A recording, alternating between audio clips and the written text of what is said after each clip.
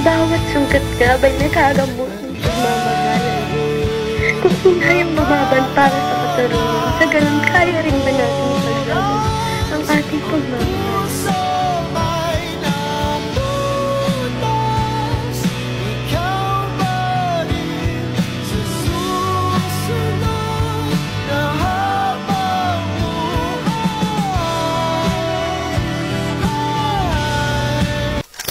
Kawangis ng madilim na kalangitan ang nadarama ng magiting na mandirigbang naninimdim sa takbo ng kapalarang sinapit na nakatalungko sa isang sulok ng makipot at karimari-marim na piitan.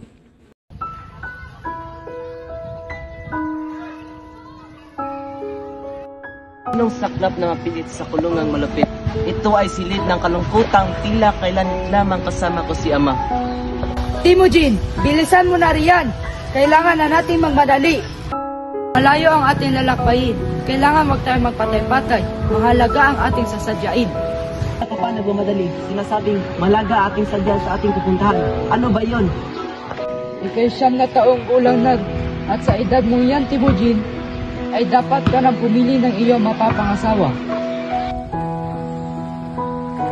Itay, isa din pa akong bata para sa bagay na iyan. Ang kasal ay para lamang sa mga tatanda. Abat ang batang ito, hindi naman ibig sabihin na kapag nakapili ka ng babaeng pakakasalan mo, ay magsasama na kayo. Isang simpleng pamimili lamang ang gagawin mo at pangakong siya'y pakakasalan mo. Ganun po ba iyon, Itay? Anak, tayo nabibilang sa tribong Borduin, kaya't ikay ipili ng babae mapapangasawa sa tribong Merit. Bakit sa tribong Merit pa tayo kailangan magmula? Hindi naman natin yung katribo. Malaki ang atraso ko sa tribo, kaya't sa ganitong paraan ako'y makakagawi sa kanila. Sa ganun ba, Ama? Makakalimutan mo na ganun lamang? Hindi ko alam. Tignan natin kung ano ang mangyayari. Mas mabuti may gawin akong paraan kaysa sa wala. Yan po ay sa tingin niyo ay tama. Pagkatapos mag-usap ng mag-ama ay pumunta na sila sa kanilang paroroonan. Ang pupuntahan nilang lugar ay sa isang maliit na nayong liblib na kinatatayuan ng ilang kabahayan. Sa kanyang paglilibot ay napadpad si Timujin sa isang dampa kung saan nakatira ang dalaginding na si Borte. Mabibigla ang dalaginding na si Borte sa di inaasahang pagbagsak ng pinto ng kanilang kusina na nilikha ng aksidenteng pagkabuwal ni Timujin. Magpahinga muna tayo, Timujin. Mabuti rin, Ama. Napapagod na rin ako. Lilibutin ko mga paligid. Sige, mag-iingat ka at huwag kang lalayo.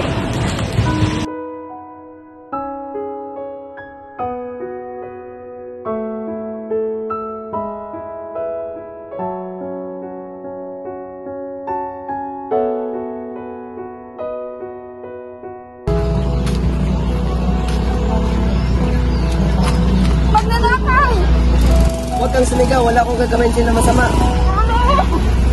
Tanggalin ko lang ang aking kamay kapag ngako kang hindi ka na mag-iingay. Tiwala ka lang sa akin, wala akong gagawin sa'yo na masama. Paano kita paniniwalaan? Hindi naman kita kilala. Kahit hindi mo ako kilala, kaya kong patunayan mabuti ako. Aber, paano mo patutunayan yung sinasabi mo? Sige nga. Basta ba, hindi mo ako pagkatawanan sa sabihin kong patunay. Tingnan natin.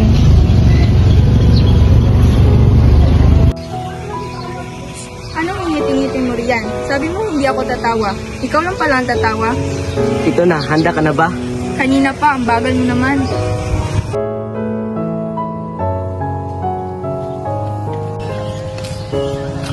Nais ko sanang ikaw mabaeng na pangasawa ko. Sira ulo ka ba? Seryoso ako, ano, payag ka ba? Ganun-ganun na lang ba yun? Alam kong mahirap akong paniwalaan. Hayaan mong ipaniwala ko sa iyo. Kasama ko si Itay. Kami ay pupunta sa tribong Merit upang pumili ng aking mapangasawa. Ngunit ikaw ang aking iniibig at ikaw ang aking pinili. Anong mayroon sa akin? Bakit ako ang iyong pinili? Hindi ko rin alam. Ang tanging alam ko lamang, ito ang binigay ng aking pagkakataon sa akin. Ikaw ang aking nakita. Kaya naman, pagbigyan mo na ako. Hindi naman sa ibig sabihin na pumayag ka ay pakasalan na tayo. Hindi ko malaman kung ano ang dapat kong sabihin sa iyo. Pero, sige na nga. At sa iyo, ako ay labis mong pinalagaya. Asahan mo, hindi ka magsisisi sa iyong desisyon. Paano na iyon? Siyempre, tuloy pa rin natin buhay natin. Pero darating ang panahon, tayo mamuhay sa isang bubong, magkatuwang ang arugayan ng ating mabuting anak. Matagal pa iyon.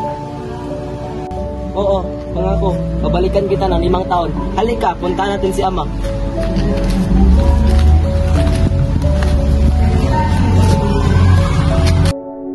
Pagkatapos mag-usap ng dalawa, pinuntahan na nila ang ama ni Timujin.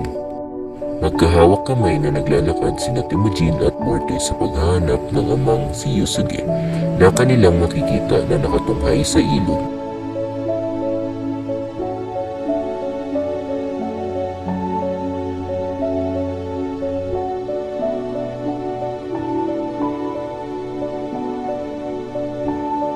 Ama, Sino siya? Bakit? Ama, siya po babae na pili ko, si Borte. Paumanin po sa pagdesisyon ko na nagpapaalam sa inyong buo ko ang loob ko sa aking ginawa. Sana'y manawaan niyo po ako. Ganon, desidido ka na. Sino ba ako para di sumakayon sa iyong kagustuhan? Ang iyong buhay naman ang nakataya rito. Okay lang ba sa iyo? Opo. Kung gayon, halina kayo at kausapin natin ang magulang mo, Borte.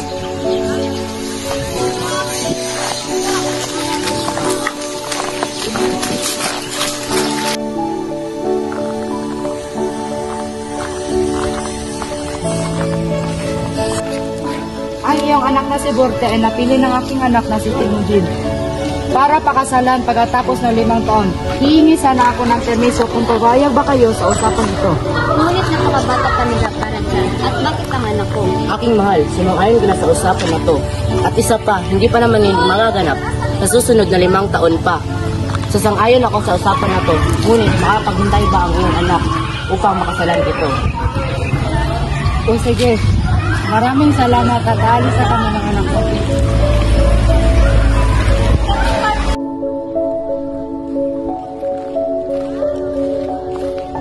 Pagkatapos mag-usap ng ama ni Timujin at ang pamilya ni Borte, ay nakulong si Timujin ng ilang taon.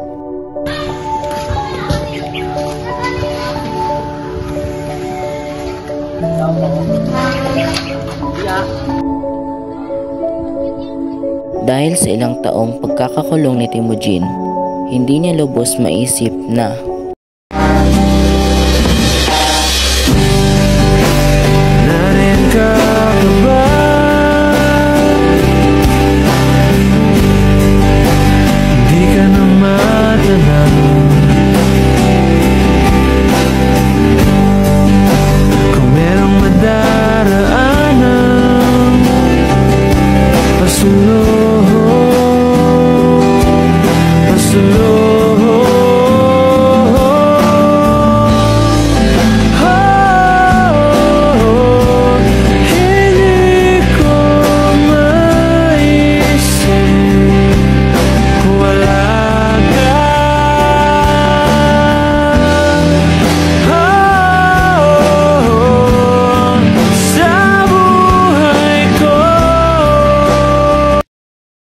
pagkatapos ng ilang taon ay nakalaya na si Timujin at nasasabik na itong makita ang kanyang mahal sa buhay at hindi ito mapakali. Timujin, malaya ka na.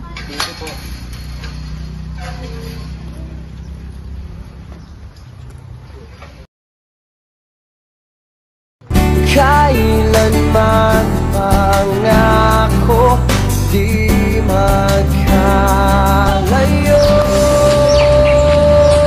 Morte! Morte, ako minamahal. Nakalaya na ako. Masaya ako dahil nakita kita.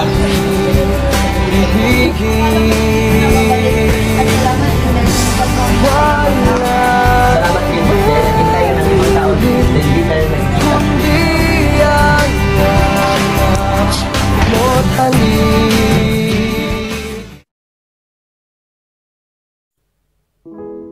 I would do it all again, you know.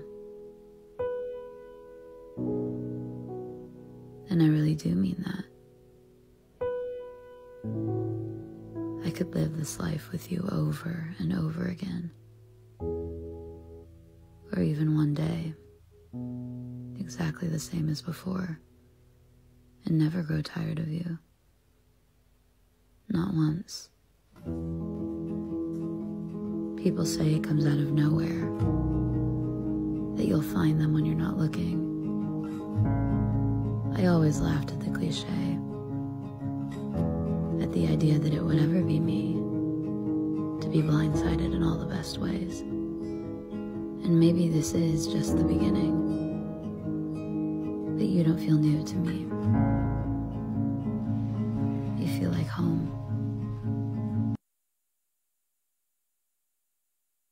Meeting you was one of the best times in my life. I mean, you showed me something I've never felt before. You truly made me fall in love with you without even trying. Même dans un sommeil